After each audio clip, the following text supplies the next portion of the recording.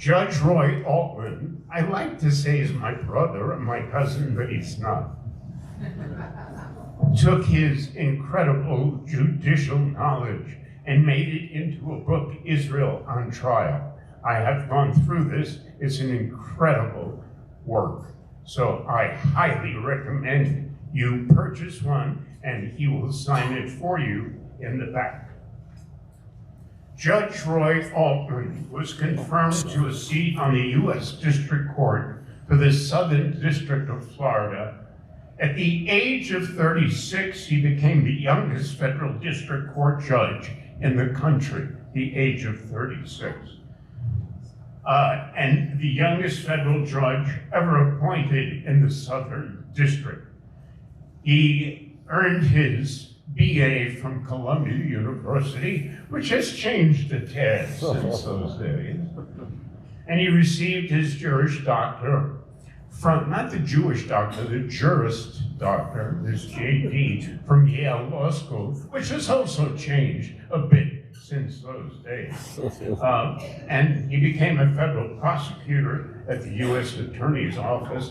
I could probably spend the next 15 minutes talking about what he has meant to the bench and to this country and also to the Jewish state. Please join me in welcoming Judge Roy Altman.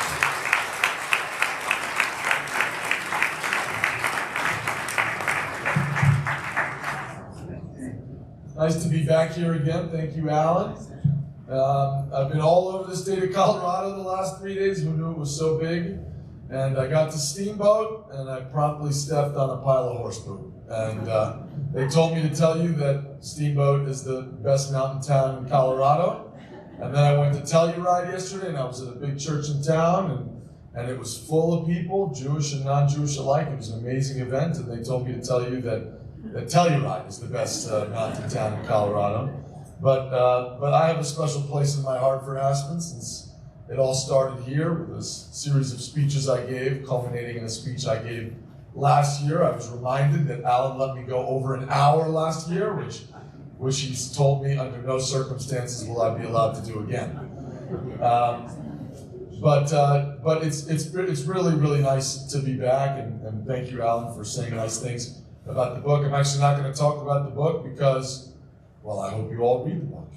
But I do want to spend some time talking about why I wrote the book and where the book was born.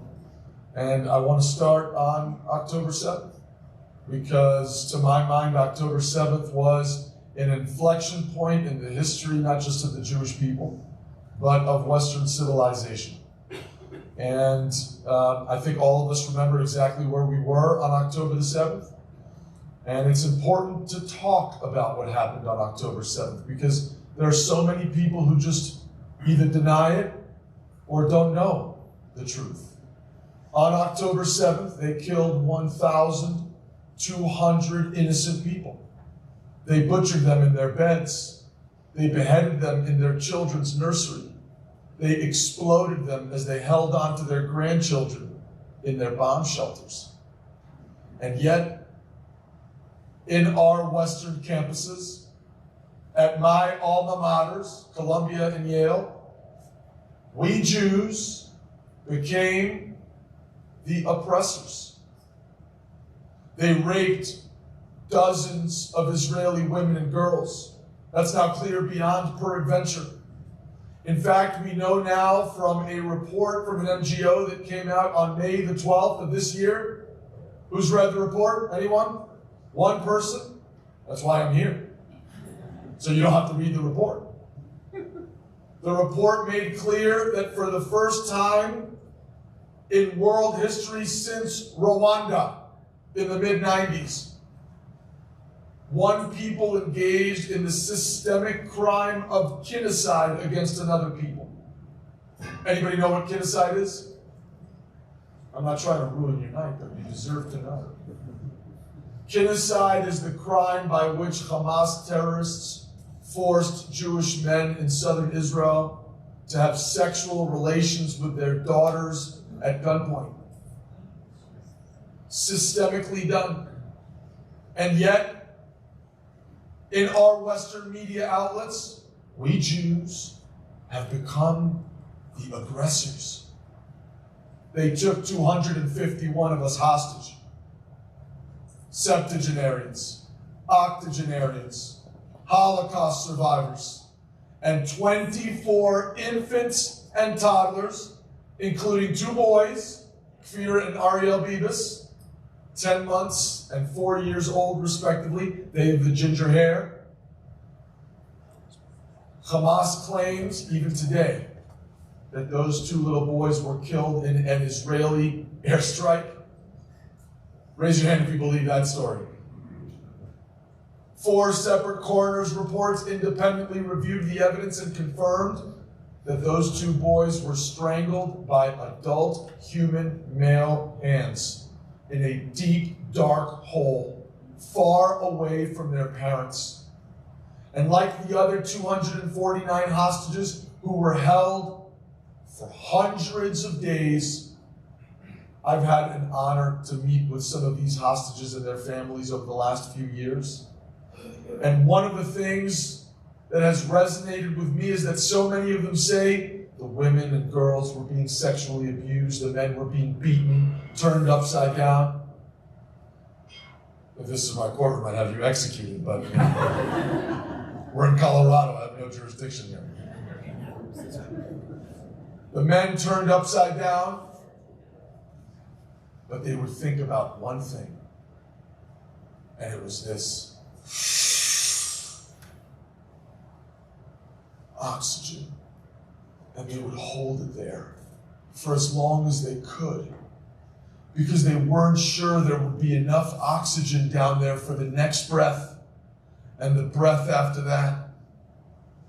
Think about doing that for 1 whole hour.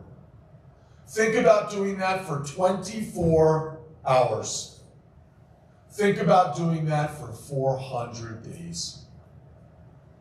And yet, at the United Nations, an organization that was specifically created to ensure that never again would this level of humiliation, degradation, subjugation be inflicted on the Jewish people, we Jews became the violators of human rights. How can this be? This moral inversion, this moral distortion, this moral confusion about everything we as members of Western civilization view as true and just and righteous. A civilization that has been bequeathed to us over thousands of years, lador, by people, our ancestors, who bled and fought and sweat so that we could enjoy all the blessings of liberty that you benefit from in a place like Aspen here today. How did we come to a place where the people who inflict that level of damage on another people get off scot-free, where the victims become the criminals? That's the question I set out to answer in writing this book. And I remember 2 or 3 nights after October 7th, my wife and I hadn't slept at all, maybe like many of you. And it was October 9th, maybe October 10th. We were lying in bed, and we were doom scrolling through our phones. Yet another university college group has said that the Jews are to blame for the rape and torture of Jews. How can it be? And as we're looking for some piece of optimism, my wife reaches out and grabs my hand. And I looked over at her, and she was crying. And I was startled by that. Those of you who know my wife, you know she's a tough cookie. In my house, we say, if Roy speaks, but Rachel has not heard him, is he still wrong? It's a metaphysical question. She says the answer is yes, but I think reasonable minds can disagree. That's how tough. And she was crying. I said, what's wrong? She said, how is it that 80 years after the Holocaust, we Jews are still all alone? And I thought, what a startling thing for her to say. I would play football and baseball in college, which is like my least Jewish trait, by the way. I'm a federal judge in my community. Who could be more assimilated? Who could be more a part of the fabric of our society? What do you mean alone? And then something amazing happened. Over the next few weeks and months and years, dozens and ultimately hundreds of people, not Jewish, from all over this country, called and texted and wrote and came to visit to show us that we were not alone and that we would never be alone again, the way my grandparents were alone in Europe, the way my mother's half-brothers and sisters, 5 of them, 4 boys and a little girl, were left totally alone by their neighbors and teachers and friends who watched them without objection pushed into the gas chambers at Auschwitz, where they were murdered on the day that they arrived. And so these friends from all over the country invited me to almost all 50 states at this point to talk about Israel. Sometimes I'd be in 3 different states in one day and would have no idea where I was. I know I'm in Aspen now, though. Don't worry about that. I developed this disgusting nodule on my vocal cords that had to be surgically removed, and I had to be silent for 8 consecutive days, if you can believe that. But my wife says it's like the greatest Hanukkah present she ever could have had, you know. But everywhere I went, somebody would yell out from the crowd, whether I was at a church or a school or a college, "Hey, Roy!" And I'd be like, "Who the hell's that?" Because people don't call me that anymore. And they would say, "I'm a federal judge here in Kentucky. I'm a federal judge here in Texas. I'm a federal judge here wherever I was. And we want to see Israel through your eyes." And so, together with 2 friends, I started a program to take federal judges from all across the country to Israel. And we've taken 10% of the entire active federal judiciary in the United States in just the last 3 years alone, and have raised enough money to take every federal judge in America who ever wants to go forever.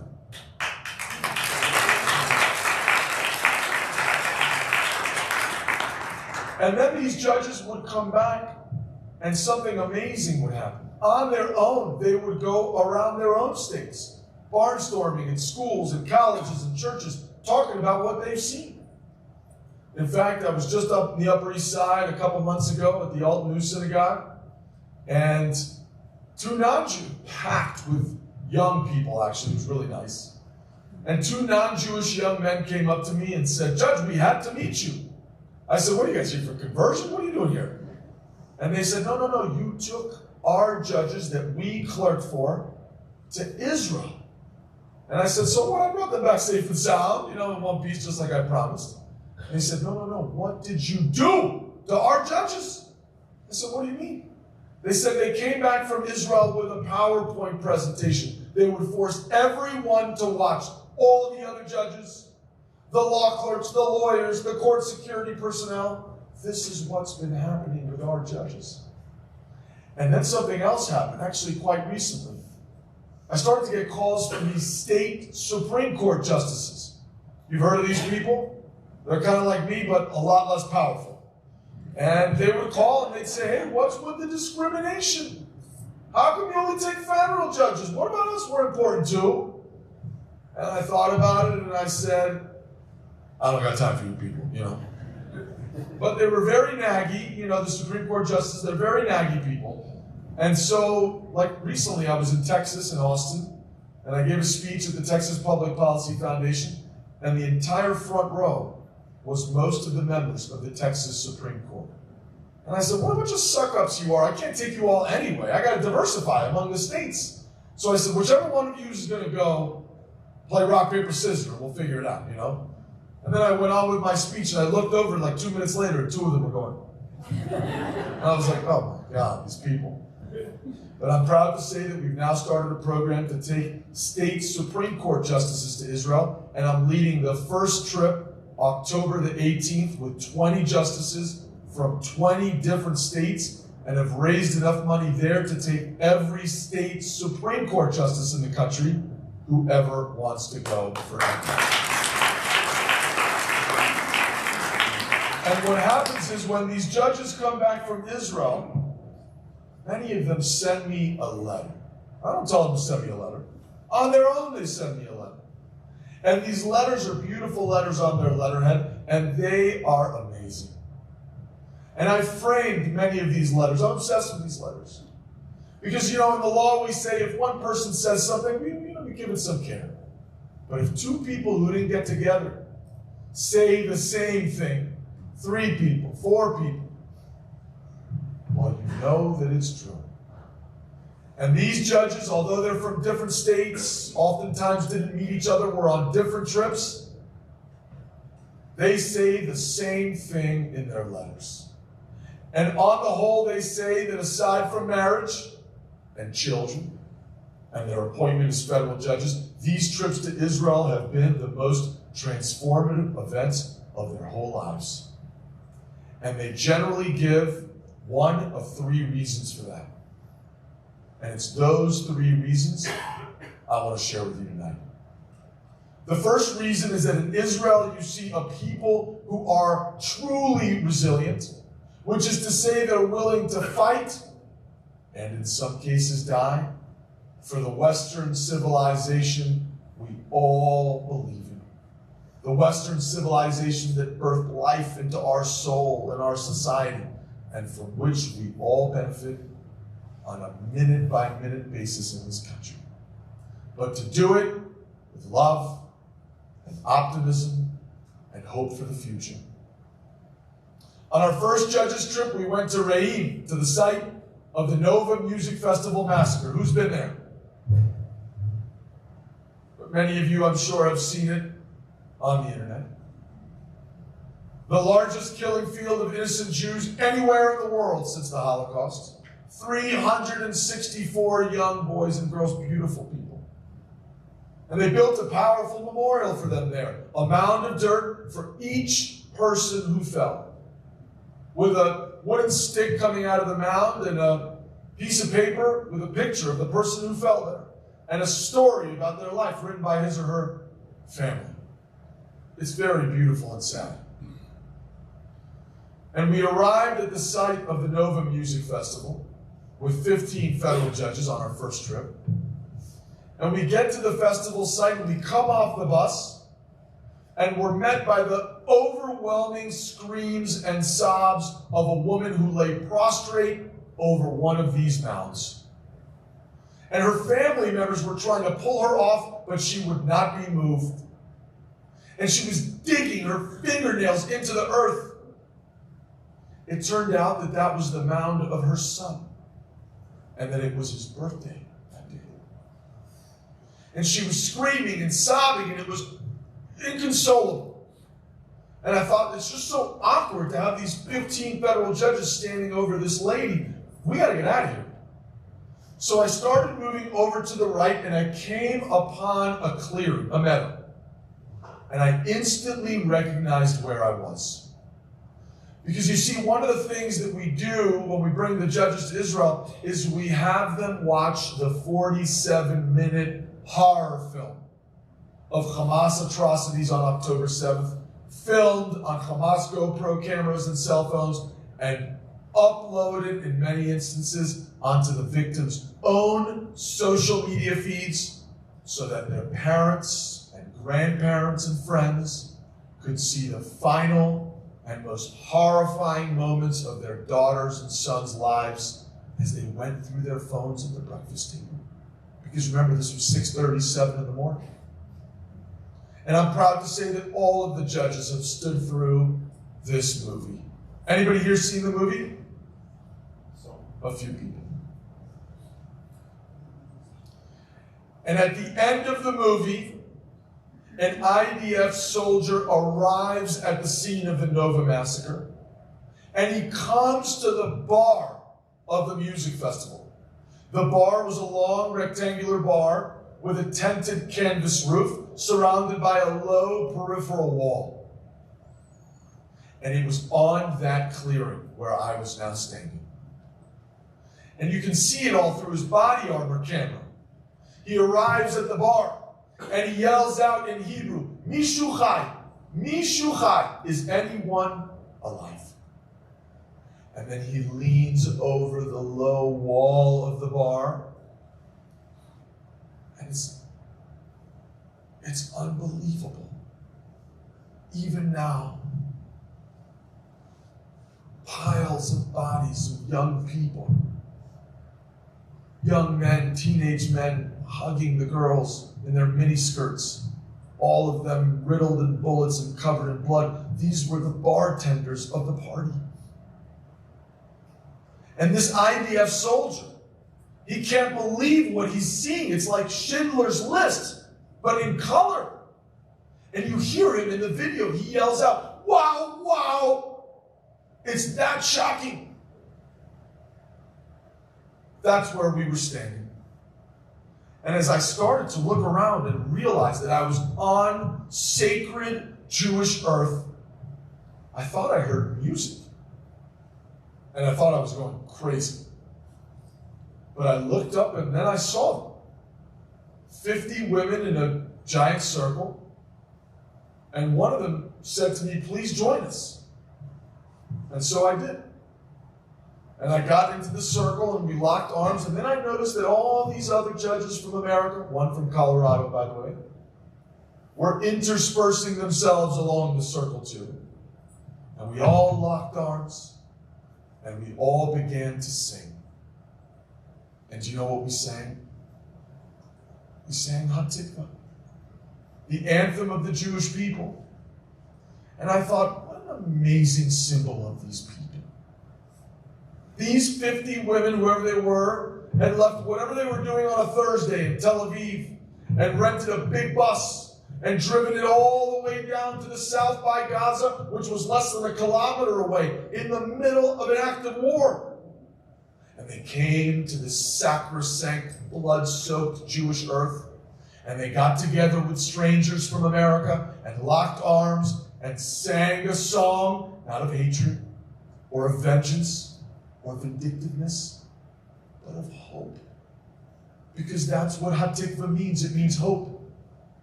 Hope for each other. Hope for the country. Hope for the Jewish people who have lived in that land and bled in that land and struggled in that land for thousands of years. A people deserving of our love, our admiration, and our respect. The second reason our judges give for why these trips are so transformative is that in Israel, let's face it, miracles still happen. The last trip to Israel was over Ash Wednesday. None of you people know what that is, except for George Gonzalez. Go ask him afterwards, okay? And I was very anxious because I was concerned that all these non-Jewish judges had come to Israel for me. By then we were 25. How do we become 25, by the way? We only have room for 20. But what happens is I send an email to like 40 to get 20. You know how inviting people to a party goes. And then I go into the courtroom to do like judgy type things, you know, like sentence people and like all that stuff, you know. And then I come back to chambers and 25 had said yes, just a couple hours later. And I didn't have the heart to tell them no. So we had ballooned to 25. And I was anxious that all of these judges had come to Israel for me, but that they would think I didn't have the decency to have an Ash Wednesday service for them. So I called every church I could find in Tel Aviv, which is where we were staying, and I said, hey, can you provide me with an Ash Wednesday service for 25 federal judges from America? And the priest would say, of course, what an honor, we'll have them right up front. And I said, look, the only little minor detail is, that's the day we have to be up in Lebanon and Syria, so it needs to start at 5:45 in the morning, you know? And then it was like, hello? Hello? The connection was bad. Nobody ever called me back. So Ash Wednesday came, and I still had no service for these judges. And then we went up to Majd al-Shams. Who's been to Majd al-Shams? 2 people love Israel. The rest of you, I don't know what you're thinking. Majd al-Shams is a tiny Arab Druze village tucked into the rugged mountainscape between Syria and Lebanon in the northeast corner of the country in the Golan Heights. So close to Syria that when you arrive in the town, your phone says, "Welcome to Syria," and you're like, "What the I won't say it. That's how close. We went to Majd al-Shams because people call Israel an apartheid state. You know that? That's chapter 5. You got to get that far. And I go to college campuses across this country and I tell them about Majd al-Shams. You know why? Because you can tell a lot about a people, not by what they say, not by what they write, but by who they are willing to send their sons and daughters to go fight and die for. On October 8th, Hezbollah began raining missiles down on northern Israel, killing Jewish children, destroying Jewish homes, forcing 80,000 Jews to vacate the north of Israel and move to the Negev desert by the Dead Sea, where they lived in hotels for a week. It's like COVID, but at 120 degrees. And Israel did basically nothing. But in July of 2024, a Hezbollah rocket landed on a beautiful green soccer field the Israeli government had built in the center of Majd al-Shams and killed the 12 Druze children who were playing on that soccer field, ages 8 to 13. And then Israel said, enough is enough. History will remember that Israel invaded southern Lebanon thereafter, not for a single Jewish life, but for 12 Arab children. You think this is an apartheid state, I tell kids on college campuses? Then Israel's doing a real bad job of it. And so there are 12 children, 24 parents, and there were 24 judges other than me. So we had a very moving ceremony where each parent was paired with a federal judge from America and laid a wreath on the spot where their child was killed. And then we got back onto the bus, and now my anxiety was really effervescing, because now it's the afternoon and I still have no Ash Wednesday service for any of these judges. But you know how these trips to Israel go. You got like 1,000 things planned in each day, and the Israelis are constantly yelling at you, "We're late, we're an hour behind, yada, yada, yada." And I say to them, "Stop yelling at me, don't you know how important we are?" I don't say that, but I think it, And we get onto the bus, and the Israelis come to me and say, "Judge, we don't know how it happened, but we have an extra hour on the calendar." This is our first miracle, by the way. So now, pop quiz geography, we're in the northeastern corner of the country. We're going to the west coast for a concert in Caesarea by the Special in Uniform Band. Anybody know what the Special in Uniform Band is? 2 people are Zionists. Okay, the rest of you.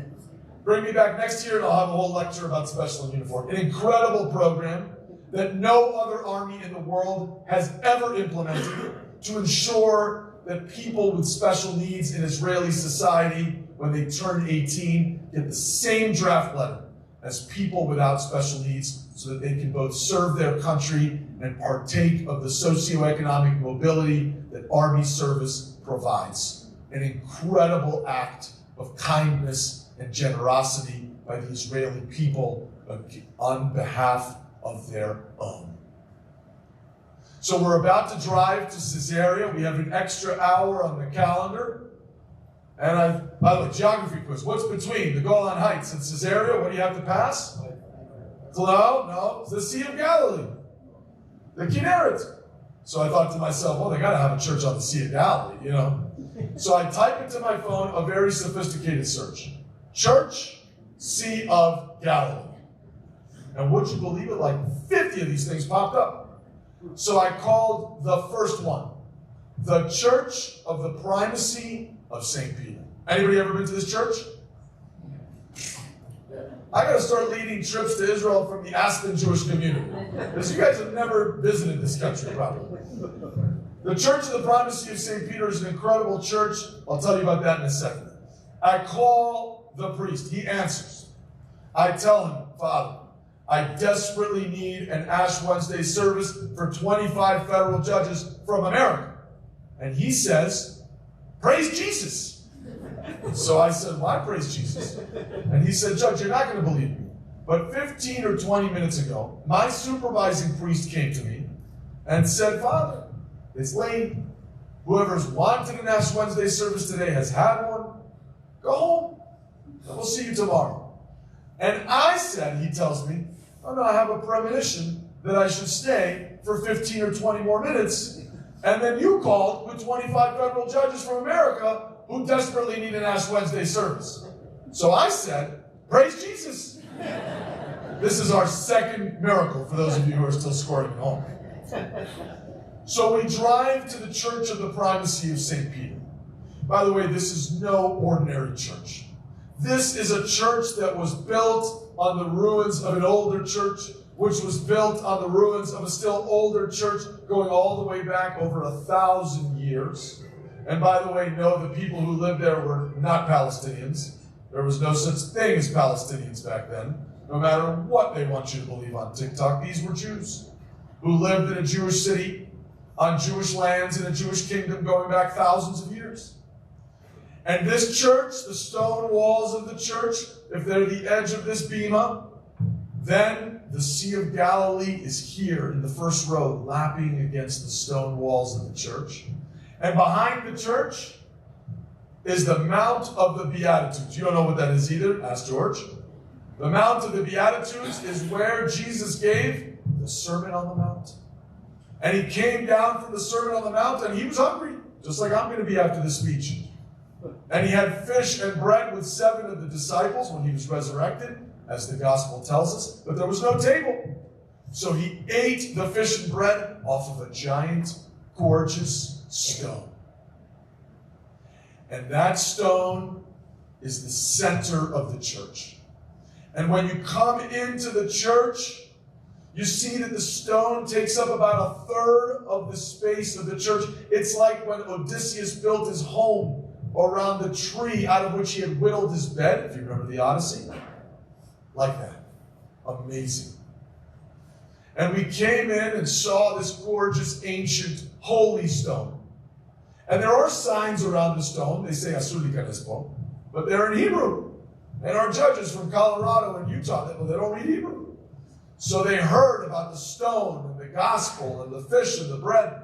And onto the stone, all of our judges went, kissing and touching the stone. And my friend, the priest, he comes to me, he says, Judge, get the judges off the stone. You know? And I was like, Father, nobody's touched that stone in 2,000 years. Let the judges kiss the stone, you know?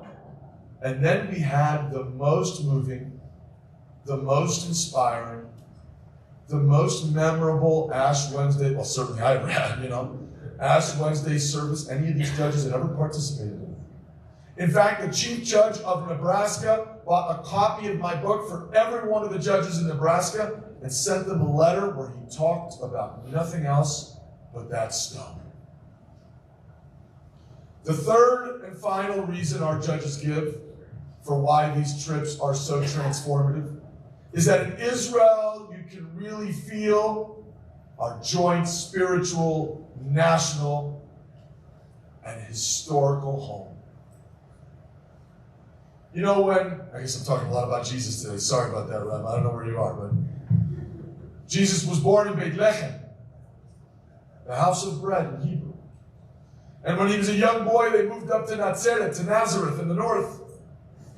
A city of 77,000 people today, by the way, 91% of whom are Arab Muslims, full of minarets and mosques in the Jewish state of Israel, praying 5 times a day, facing Mecca in the Jewish state of Israel, something no Jew could do in Tehran or Damascus or Lebanon. Ask yourselves where the real apartheid lies.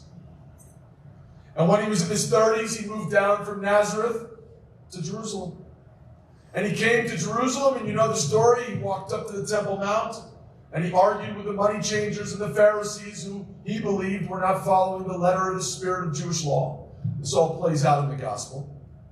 But before he did that, he had to do something very important. Anybody know what he had to do? He had to ritually bathe in the mikveh. And we know the name of the mikveh he bathed in. It's called the Siloam Pool. And he walked the Siloam Pool Road, or Pilgrimage Road as it's sometimes called, 700 meters up to the Temple Mount. Now, for decades, the Palestinians and their supporters claimed that this was just Zionist fantasy land. But 20 years ago, digging underneath the city of Jerusalem, adjacent to the city of David, Ir David, archaeologists found first the Siloam Road, and then the Siloam Pool. And guess how far it is from the edge of the Siloam Pool to the edge of the Temple Mount? 700 meters.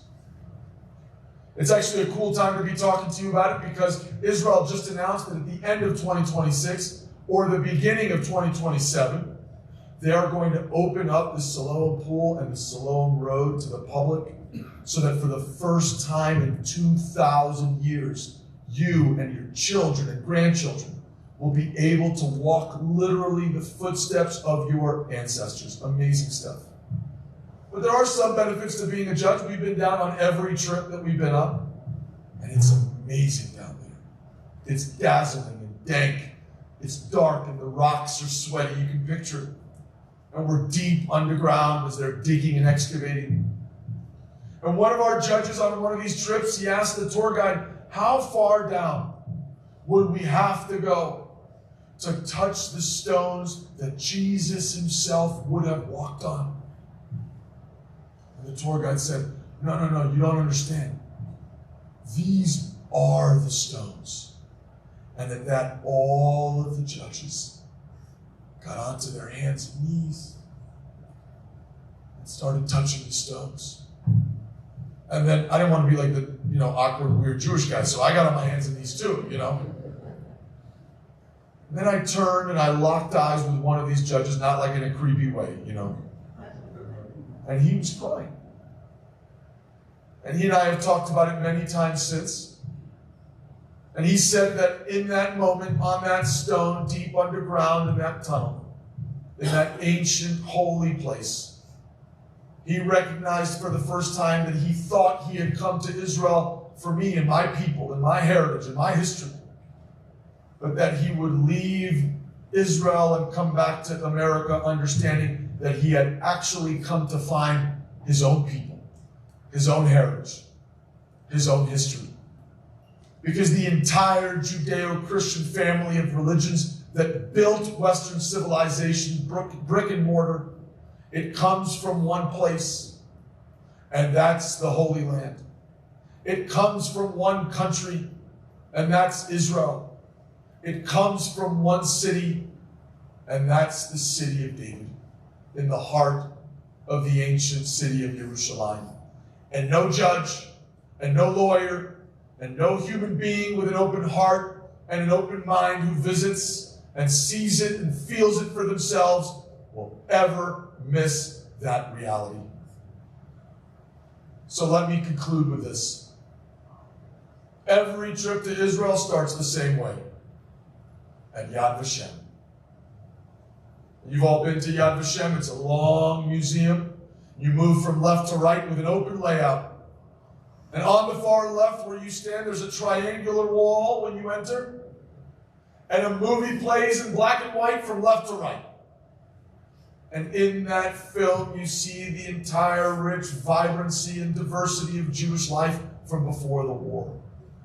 You've got the two Orthodox men in their taluses swinging a little boy into the threshold of a synagogue in Poland, and the assimilated Jewish girls in their bathing suits at a swim meet in Germany, and the family sitting down for Shabbat dinner in Latvia, and the Pesach Seder in Lithuania, and what we now call Rokdim Israeli dancing all over the countryside with bonfires, and on and on and on.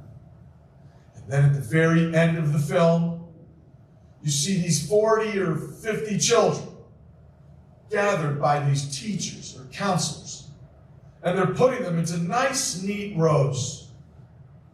And then the movie ends.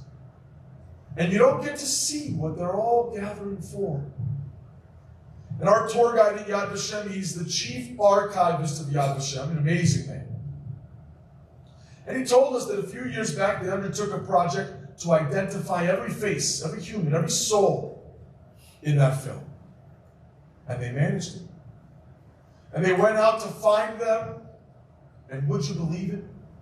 Some ridiculous number, 95, 98% of them were murdered in 6 or 7 years of the Holocaust.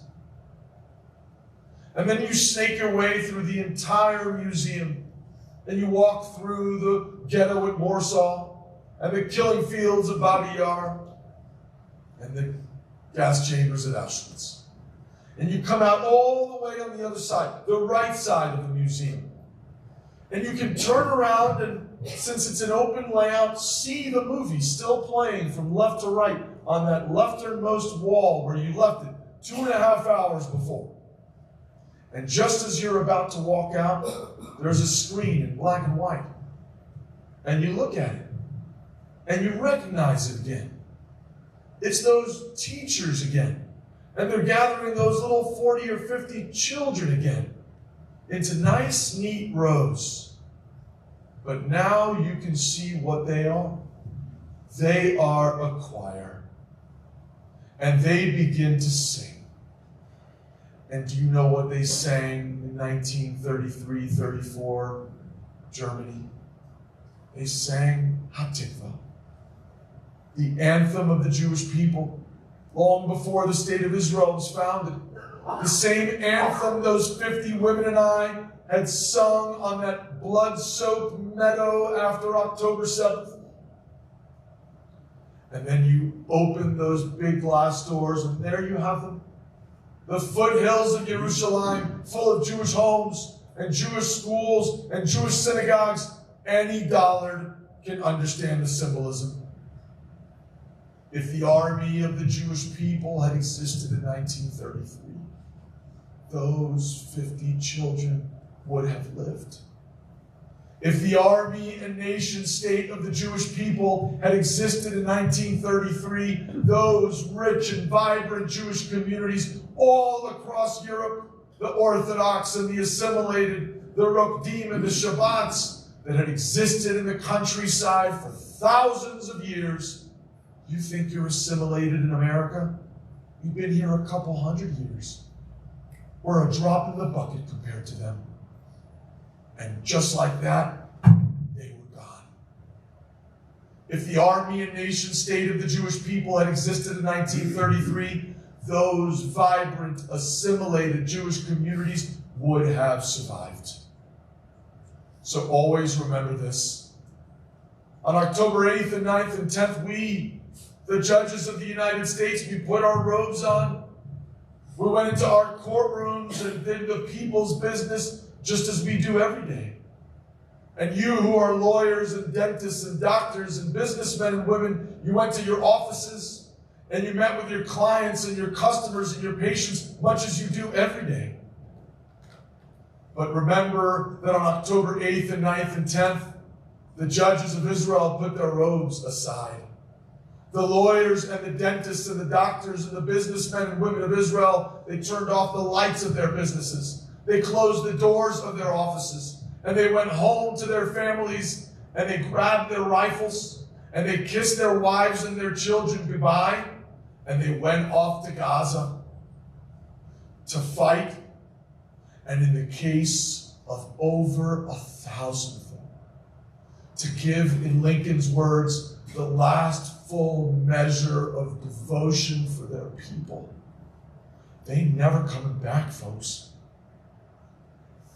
Never forget that when they made that ultimate sacrifice in the streets and dusty, dark neighborhoods of Gaza, far away from their friends and family, they didn't just do it for the 7 million Jews who live in the desert in Israel. They did it for each and every one of you and your children and your grandchildren and your rich and vibrant and somewhat assimilated Jewish communities across the world.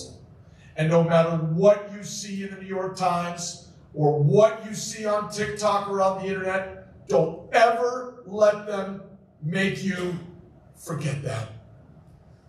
Thank you all very much.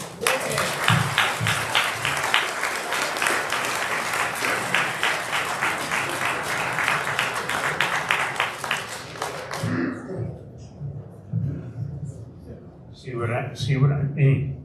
I mean, really. Let's open up the floor to some questions. We have some time for that.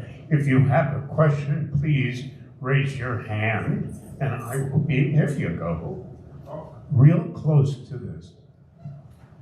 My question for you is, when you speak on college campuses and your audience is filled with young people, are they Jewish? No. Well, it's like any college campus nowadays. It's probably, depending on the school, Ivy League schools are less than 10% Jewish now. They were 30%, 25% Jewish when I was there. They're about between 5 and 10% Jewish now. But when you're on other campuses around the country, the number might be smaller, much smaller. And so you've got all kinds, obviously. So when you're speaking to young people who are not Jewish, how do they react to a speech like you've just given? Well, I think probably there are 3 groups of people, and I think it's important to be candid about the 3 groups of people. It's true on college campuses, and it's true in the country as a whole, and I've talked pretty widely about this. The loudest voices comprise really only about 10% of these college campuses. And those are people, for example, Columbia, where I went to undergrad, the Tentifada, as I like to call it on campus, really only attracted 10% of the students. 3,000 students, 300 students went into the Tentifada. That's remarkable when you consider the amount of social pressure that was being brought to bear on these kids to go in and join the Tentifada. You don't join, you don't get invited to this literary society, you can't come to this party, you can't date this girl. If you're an adjunct professor, you won't get tenure, and still only 10% join the Tentifada, and that's at Columbia, the epicenter of this whole thing. If you come to the University of Miami, or Clemson, or Auburn, or Alabama, Florida, Texas, this doesn't exist. This is less than 1%. Obviously, the news loves to tell you about how Israel is crumbling and all the young people hate it. It's just not true. Now, there is a sizable percentage of young people on campus, maybe 20, 30%, who are extremely pro-Israel and pro-Jewish. They're mostly Christians, some Jews too.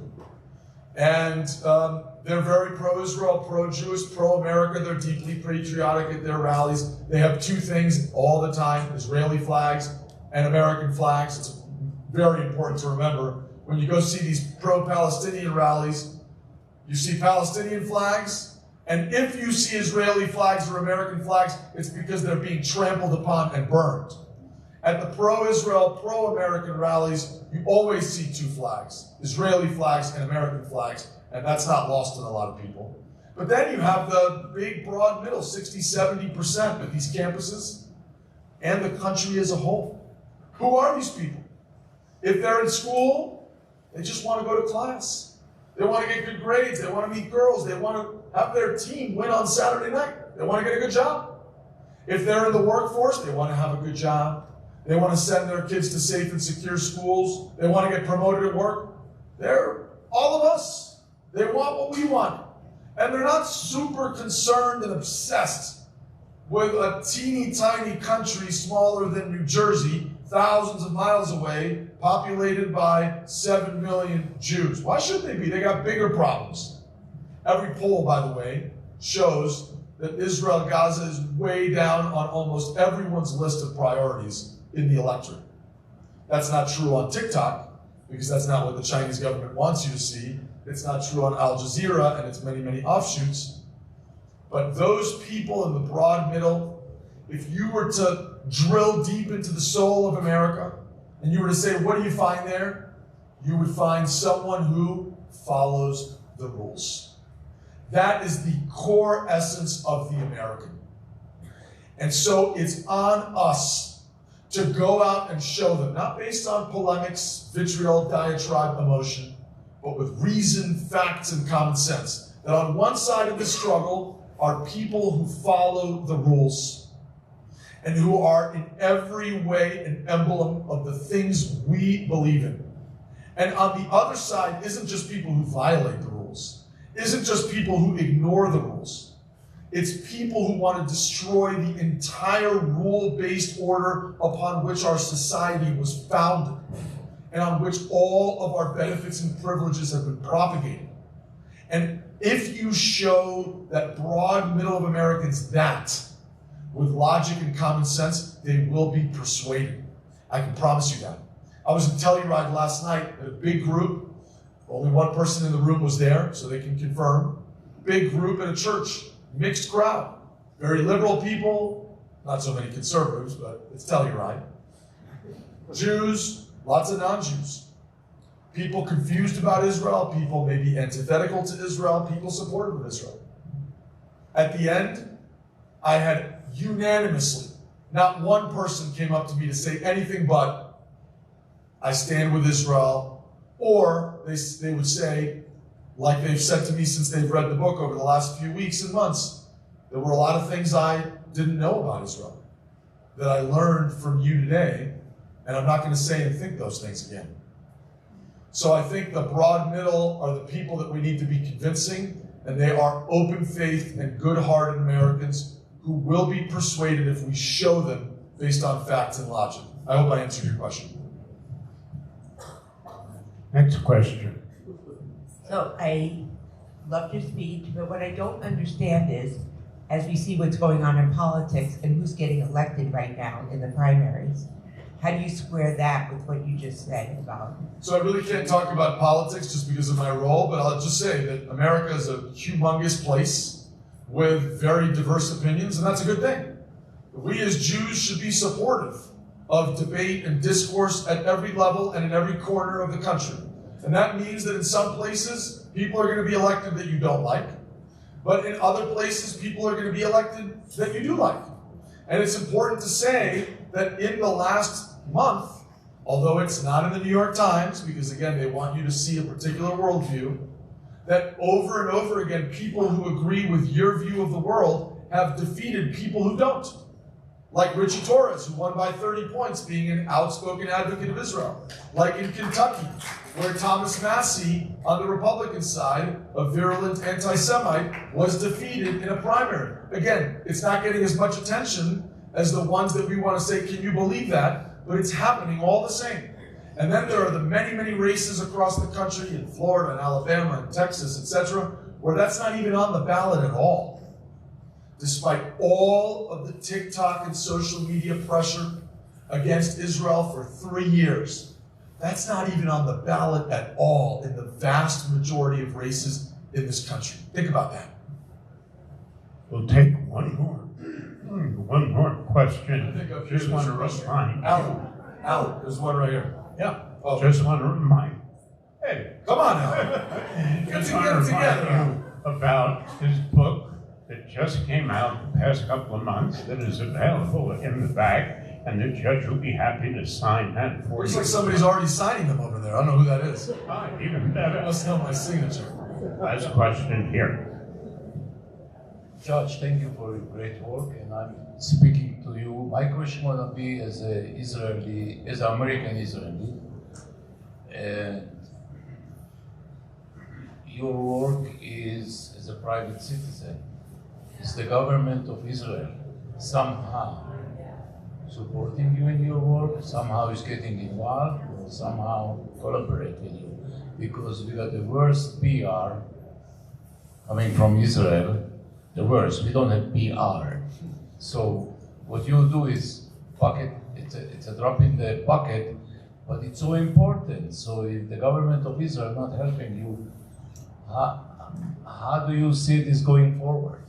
So I don't get any help from the government of Israel, and I don't want any help from the government of Israel. They got plenty of things to do fighting a seven-front war, and I think it's on us as Americans who love Israel, who understand how vital it is to the future prosperity of the Jewish people to do our part. As I said at the end of my speech, they're doing their part. They're fighting and dying for Western civilization, for democracy, and and the Jewish people. But it is not for them to go out there and be the PR firm for the world. You know, one of the things that happens, and now I see it from both sides, it's actually quite funny. Jews on the left of center come to me and they say, Judge, they say, we're so bad at PR. If only we didn't have Bibi. If only we had, my wife says, if only we had a beautiful Ethiopian woman as our spokesperson on TV instead of Daniel Hagari. I love Daniel Hagari, but still, instead of Hagari, we had a beautiful Ethiopian woman. Then they would love us. You know, then the kafiyas would come up. So the idea there is, like the shorthand is, if only we did more, they would love us. And now we see people criticize my book about this from the right. People say, why are you defending Israel? Don't defend Israel. You're just playing into their hand. You're just giving their lies credit. And there I say, the way I shorthand that is, if only we did less, they would love us. So you see, I think it's very self-reflective, very Jewish for us to say, we're not doing enough. If only there was no Bibi, if only there was no need for Israel on trial, if only we had a better PR, they would love us. Folks, that's not true. This is an age-old hatred that goes back as old as time. Whether there's Bibi or no Bibi, trust me, the kafiyas are going to stay on. How do I know it? Because in 2021, my alma mater, Yale, voted that there was genocide taking place in Gaza. What genocide, you're wondering? The war started in 2023. Exactly. And at the time, there was no Bibi. Do you remember who was running the country? Naftali Bennett and Yair Lapid in a joint government with who? The 4 Arab Muslim parties were governing the country, and still the kafiyas were in the streets accusing Israel of genocide. If we focus on the tiny 10% that hates us and that has always hated us, we will get lost in the shuffle. We got to focus on the other 90%, the ones who support us and the ones who are open-minded and should be convinced if we just tell them the truth the right way. So no, I don't have any help from the Israeli government. Yes, sir. Thank you so much, Judge Roy Altman.